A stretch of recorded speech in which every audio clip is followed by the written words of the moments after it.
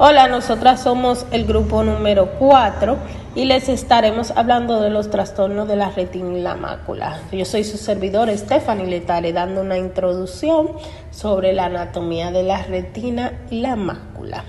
Entonces debemos de saber que la retina es una capa delgada del tejido nervioso ubicada en la parte posterior del ojo. Su función principal es recibir la luz y convertirla en señales eléctricas y enviarla al cerebro a través del nervio óptico. Debemos de saber que la retina tiene una estructura compleja y está formada por 10 capas y se subdivide en dos partes. Tenemos lo que es la retina periférica, que esta se encarga principalmente de la visión periférica y la detención de los movimientos. Tenemos lo que es la mácula y la fovea. La mácula es la parte central de la retina y contiene lo que es la fovea, que es la región de mayor agudeza visual. Entonces también debemos de saber que se compone por 10 capas la retina. Tenemos la número 1, que es el epitelio pigmentario de la retina. Este contiene lo que es la melanina, lo que reduce la dispersión de la luz. Esta nutre y elimina los desechos fotorreceptores. También es importante para la regeneración del pigmento visual. Tenemos la capa de los fotorreceptores que contienen los bastones, que esto se conoce como lo que es visión nocturna y periférica, y los conos, visión diurna y de los colores. Tenemos la membrana limitante externa, que este es el soporte estructural de los fotorreceptores, la capa nuclear externa, que contiene el núcleo de los bastones y los conos. Tenemos la capa plexiforme externa, que esta hace una conexión entre los fotorreceptores y las células bipolares. Entonces, ya pasando a las otras capas, tenemos la capa plexiforme interna, que es la conexión entre las células bipolares y amácrinas y ganglionales. Tenemos la capa de las células ganglionales, que contiene células ganglionales cuyas zonas forman el nervio óptico. La capa de fibra del nervio óptico, que está lo que hace que transporta las señales al cerebro. Y la membrana limitante interna, que separa la retina de lo que es el vítreo. Entonces, pasando a lo que es su fisiología, debemos de saber que la retina, como ya había mencionado, convierte la luz en impulsos eléctricos mediante los fotorreceptores, y esto lo que contienen son los bastones, que estos son sensibles a la luz tenue, que esto se conoce como visión escotópica. Entonces tenemos los conos, que son sensibles a la luz brillante, y a los colores, que se conoce como visión fotóptica.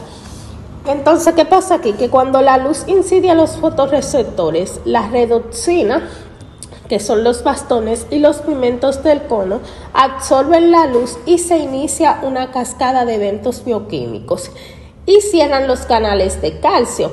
Entonces cambia el potencial de la membrana y se modula la liberación de los neurotransmisores y se activan las células bipolares y ganglionales.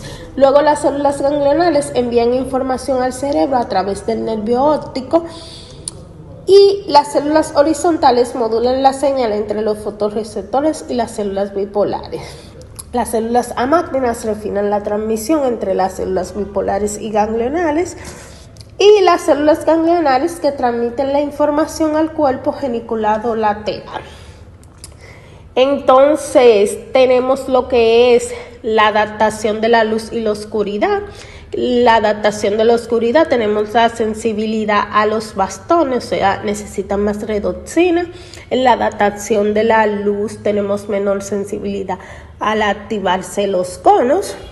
Entonces, en la visión del color está basada en la activación diferencial de los 3 tipos de conos. Debemos de saber que tenemos 3 tipos de conos, que estos son los conos L, que es el rojo, los conos M, que es el verde, y los conos S, que es el azul. Entonces, ya hablando de lo que es la mácula, debemos de saber que la mácula es una estructura ovalada de aproximadamente 5 a 6 milímetros de diámetro, ubicada En el centro de la retina, cerca del nervio óptico, su parte más importante es la fovea, que es la zona de máxima agudeza visual. Entonces la mácula se conforma por tres zonas. Tenemos la fovea, que contiene la foveola, donde hay solo cono y no hay bastones ni vasos sanguíneos. La parafovea, que rodea la fovea y tiene mayor densidad de las células bipolares y ganglionares. Tenemos la perifovea, que rodea la parafovea y marca una transición hacia la retina periférica. Entonces, ya hablando de las capas de la mácula, estas siguen una estructura general a la retina, pero con algunas diferencias claves. Tenemos una alta concentración de los conos, menos bastones en comparación de la retina periférica y ausencia de los vasos sanguíneos en la fovea, que dependen de las coroides para el suministro de oxígenos y nutrientes.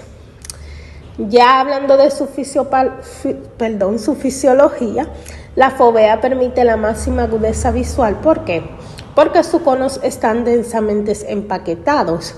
Entonces la mácula es fundamental para la visión fotóptica con luz brillante, ya que tiene los conos L, como había dicho, los conos M y los conos S. La información de la mácula viaja a través de lo que es el nervio óptico, pasa por el cuerpo geniculado lateral del tálamo y llega a la corteza visual del lóbulo occipital, donde se interpreta la imagen. La mácula se adapta rápidamente a los cambios de iluminación gracias a la rápida generación de los pigmentos visuales de los conos. Entonces, hablando de la patología, ya tenemos la retinopatía diabética, que esta no es más que el daño causado a la retina por la diabetes.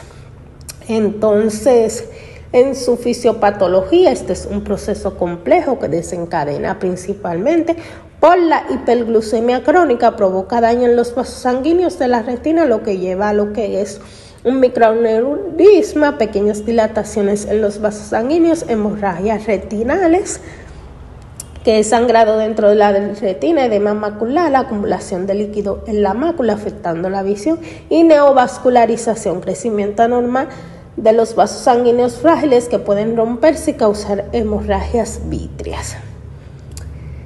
Entonces, pasando a su clasificación, se clasifica por dos. Tenemos la retinopatía diabética no proliferativa, que esta se da en etapa inicial. Hay microaneurismas, hemorragia y exudado duro. Puede progresar a edema macular afectando la visión. Tenemos la retinopatía diabética proliferativa, se da en etapa avanzada, aparece la neovascularización, lo que aumenta el riesgo de hemorragia vítreas y desprendimiento de la retina. Y puede llevar a ceguera si esta no se trata a tiempo. Tenemos los factores de riesgo, tenemos el tiempo de evolución de la diabetes, el control glucémico deficiente, hipertensión arterial, dislipidemia, tabaquismo y el embarazo. En el diagnóstico tenemos el fondo de ojo, oftalmoscopía, angiografía con fluoresceína para poder evaluar los vasos sanguíneos de la retina, tomografía de coherencia óptica para detectar el edema macular y el tratamiento, medidas para controlar el azúcar en la sangre y la presión arterial. Para el edema macular, inyecciones oculares de medicamentos, fotocoagulación con láser y a veces vitrectomía. Hasta aquí mi parte. Buenas noches, mi nombre es Yasmín y le estaré hablando acerca del desprendimiento de la retina. El desprendimiento de la retina ocurre cuando la retina se separa de la capa subyacente de soporte, lo que puede llevar a la pérdida de visión si no se trata rápidamente. Causas y síntomas. Entre las causas tenemos miopía severa, trauma ocular, enfermedades como la diabetes y cirugías oculares previas. Y los síntomas tenemos destello de luz, aparición de repentina de moscas volantes, visión borrosa, reducción del campo visual o sensación de la cortina oscura en la visión. Tratamiento. Tenemos lo que es láser, fotocoagulación o critoterapia. Si aún no se ha desprendido completamente, tenemos lo que es la cirugía escleral o inyección de gas en casos más avanzados. Tenemos también la retina pigmentosa, que esto es un grupo de enfermedades genéticas que afectan la retina y provocan una pérdida progresiva de la visión. Sus causas más comunes son las mutaciones genéticas, heredadas, generación progresiva de los fotorreceptores, bastones y conos.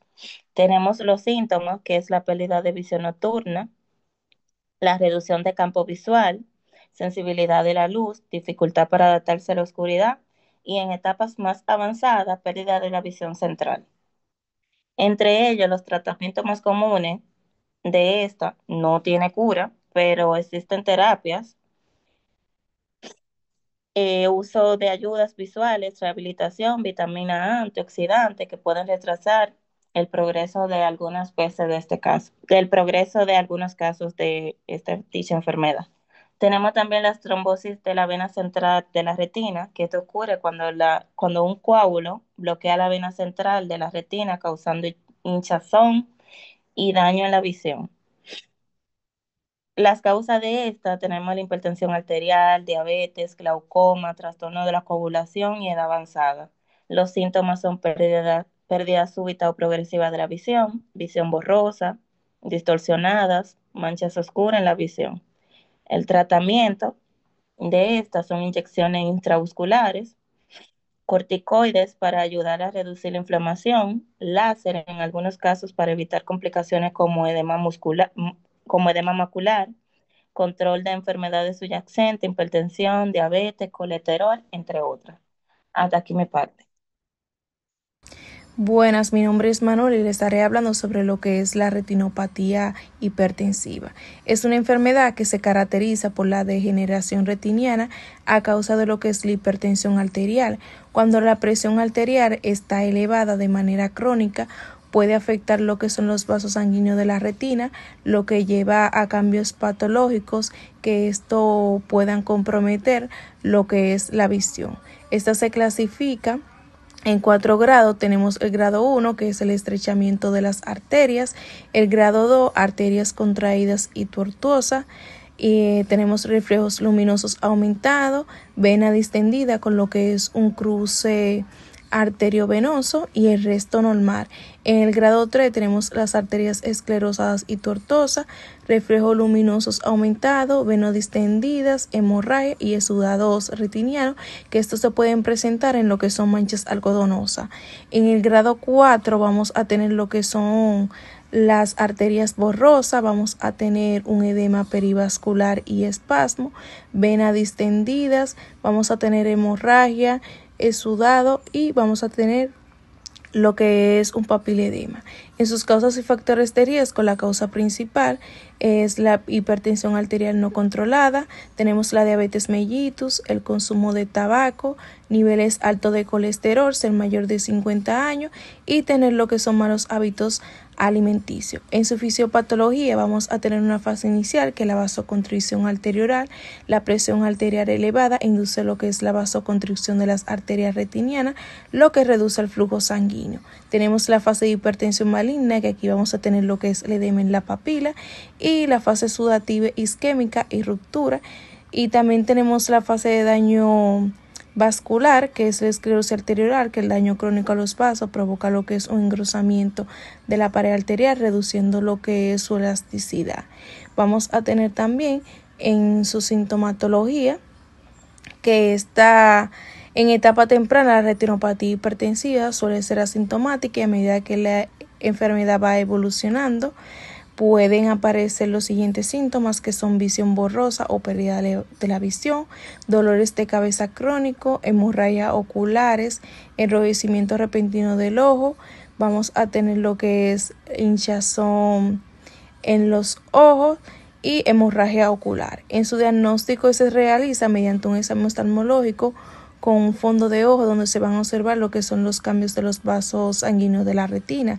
Tenemos lo que es la angiografía con fluorocisteína para evaluar lo que es la circulación retiniana y una tomografía de coherencia óptica para detectar lo que es el edema maculopapular. En su tratamiento de la retinopatía hipertensiva consiste en controlar la hipertensión arterial y en algunos casos tratar el edema de la retina.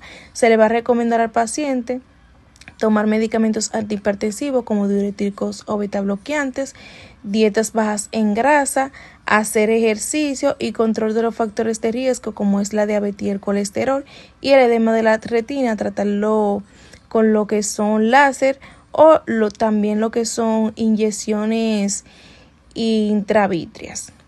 Estaremos hablando sobre el edema macular, que esta es la acumulación anormal de líquido en la mácula, la parte central de la retina. Es responsable de la visión detallada y central. Esta acumulación provoca lo que es una inflamación y engrosamiento de la mácula, lo que puede causar una pérdida de la visión. También tenemos entre sus causas y síntomas que la retinopatía diabética, que es de la causa principal.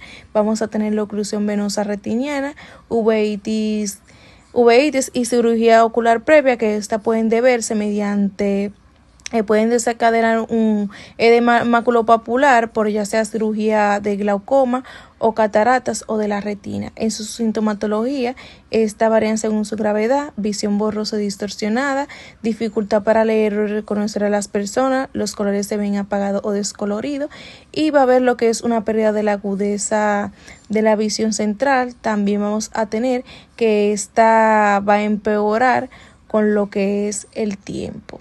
En su fisiopatología vamos a ver el aumento de la permeabilidad vascular, que la inflamación o el daño endotelial provoca la inflamación de líquidos y proteínas desde los vasos al espacio extracelular de la retina. Vamos a tener una disrupción de la barrera hematorretiniana. Si esta barrera se altera, produce lo que es una acumulación de líquido en la retina, causando lo que es un engrosamiento de lo que es la mácula. En su diagnóstico se va a realizar igual un fondo de ojo para evaluar lo que es el estado de la retina y la mácula. También se le va a hacer lo que es una tomografía de coherencia para detectar el engrosamiento de la mácula y la presencia de líquido. También tenemos una angiografía fluoroscisteína para permitir la visualización de las áreas de fuga vascular en lo que es la retina. En su tratamiento tenemos los angiogenéticos, que estos son medicamentos como ranibizumab, Aflibercept, que estos nos van a ayudar a reducir lo que es la inflamación de los vasos sanguíneos anormales y controlar lo que es el edema. Tenemos los corticosteroides, que estos son útiles en casos inflamatorios como la uveitis, que esto incluyen el triacinolona y el desametasona intravítrea. También tenemos la cirugía de vitreoretiniana, que aquí tenemos lo que es la vitrectomía, y también vamos a tener lo que es la fotocoagulación con láser. Hasta aquí mi exposición. Muy bien, mi nombre es Pamela Jiménez y yo les continuaré con la degeneración macular asociada a la edad, enfocada en la afección de la mácula. Esta es una patología ocular que afecta a la mácula, tal como su nombre indica, que es la parte central de la retina, como previamente se ha mencionado, y esta última la encargada de la percepción de la luz y de los colores, encargada de la visión tanto central como periférica y de la conversión de imágenes en estímulos fotorreceptores para la emisión de estos hacia el cerebro. La degeneración macular afecta a personas mayores usualmente y especialmente a partir de los 50 años de edad. Esta se clasifica en dos tipos principales, que son la degeneración macular seca y la degeneración húmeda, y estas se distinguen por 4 características principales cada una respecto de la otra. A continuación, de forma detallada. Bien, iniciando con la degeneración macular seca, esta se caracteriza por el adelgazamiento gradual de la mácula. Esta es de curso o progresión lenta, causa daños menos severos que la húmeda y es el tipo más común que se presenta. Por otro lado, la degeneración macular húmeda se caracteriza por el desarrollo de vasos sanguíneos anormales debajo de la retina. Esta puede causar la pérdida rápida de la visión central, ya que es de progresión rápida, causa daños generales oculares graves y es el tipo menos común que se presenta. Ambas se distinguen por sus características clínicas. Siguiendo con la maculopatía serosa central, tenemos que en esta la afección se basa en la acumulación de líquido por debajo de la mácula, por lo que ésta se desprende de forma gradual y temporal de su zona en la retina y se afecta la visión central principalmente. Los principales factores de riesgo de esta son el estrés, siendo los principales el estrés psicológico y el emocional, los fármacos que ocasionan daños a la retina, como los corticosteroides, la genética, cuando es por herencia de generaciones familiares, el sexo, que afecta principalmente a los hombres, la edad, siendo el promedio de inicio de esta el cuarto y el sexto decenio de vida. Sin embargo, la edad principal a partir de que afecta es a partir de 50 años. Y las patologías asociadas. Bien sabemos que una de las afecciones oculares más frecuentes por patologías subyacentes es la retinopatía diabética. Por tanto, las principales patologías que anteceden a estas son la diabetes mellitus y la hipertensión arterial. En cuanto a su diagnóstico y tratamiento, tenemos que la maculopatía serosa se diagnostica por medio de angiografía con fluoresceína, con la cual se evalúa la circulación sanguínea en la retina y en la coroides, mediante la inyección de fluoresceína sódica por vía intravenosa, y luego se utiliza una cámara especial para observar el curso de la tinta inyectada y captar imágenes de la retina y su vascularización, y mediante tomografía de coherencia óptica, con la que se evalúan las condiciones de las capas de la retina y del nervio óptico. Y el tratamiento se basa en fármacos como la espironolactona, ciertos AINES como la aspirina, con la cual se han comprobado acciones terapéuticas hacia esta patología, el nadolol, fármacos parasimpático-miméticos como son la pirodostigmina y la neostigmina, entre otros. Y se utiliza terapia de rayos láser para sellar los vasos que estén liberando el líquido. Entonces, la fotorretinopatía macular, esta se caracteriza por el daño a las células fotorreceptoras, que son las que emiten señales visuales hacia el cerebro y son las que perciben la luz. Esta se puede manifestar como visión borrosa o distorsionada, como dificultad para ver tanto de lejos como de cerca, y por la pérdida de la visión central. Esta se diagnostica y se trata de la misma manera o muy similar que la maculopatía serosa central, debido a que las manifestaciones que perciben los pacientes son muy similares y por tanto su diagnóstico como el tratamiento terapéutico es similar, se rigen por las mismas pautas. Puede continuar la siguiente. Hola, mi nombre es Cecilia y estaré hablando de lo que es el desprendimiento de mácula. El desprendimiento de mácula es una afección grave en la que la mácula, la parte central de la retina, responsable de la visión detallada, se separa del tejido subyacente. Esto puede provocar una pérdida de visión central significativa y requiere atención médica urgente. Los síntomas pueden incluir visión borrosa, distorsionada o la aparición de una sombra o cortina en el campo visual. El tratamiento de este suele ser quirúrgico y su objetivo es volver a colocar la mácula en su posición correcta. También estaré hablando de lo que es la maculopatía tóxica. La maculopatía tóxica se refiere al daño a la mácula causado por la exposición a ciertos medicamentos o sustancias químicas. Algunos medicamentos, como la cloroquina y la hidroxicloroquina, pueden causar maculopatía tóxica si se toman en dosis altas o durante periodos prolongados. Los síntomas pueden incluir visión borrosa, distorsión de la visión y cambios de la percepción del color. Al igual que el desprendimiento de la mácula,